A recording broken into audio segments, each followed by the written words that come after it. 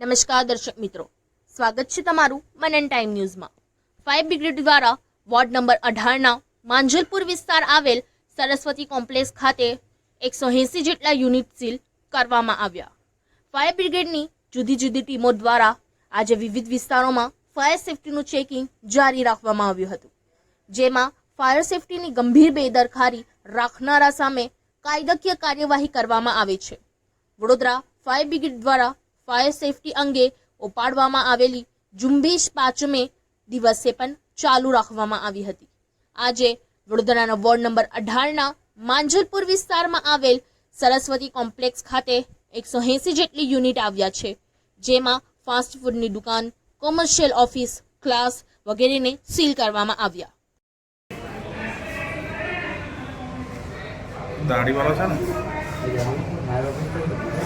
ये नीचे आ रहा है।